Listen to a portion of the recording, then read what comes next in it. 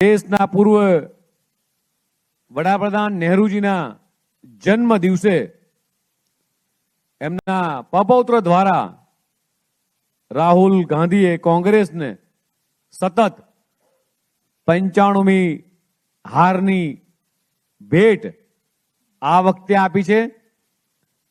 1 થી 10 તો દૂરની વાત છે, 1 થી 5માં પણ કદાચ માંડ માંડ પહોંચે તો સારી બાબત છે।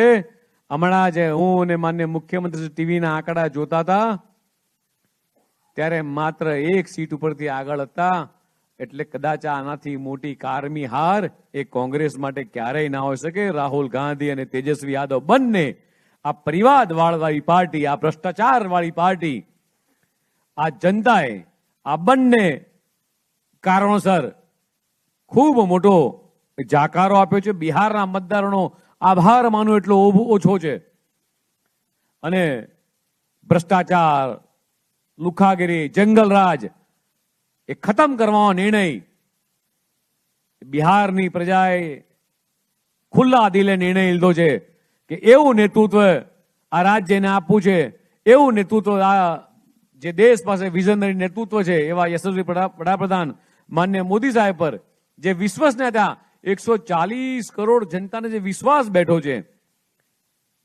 જે કેન્દ્ર સરકારની જે નીતિઓ છે, આ નીતિઓ પર ભરોસો એ દેશની 140 કરોડ જનતાને છે।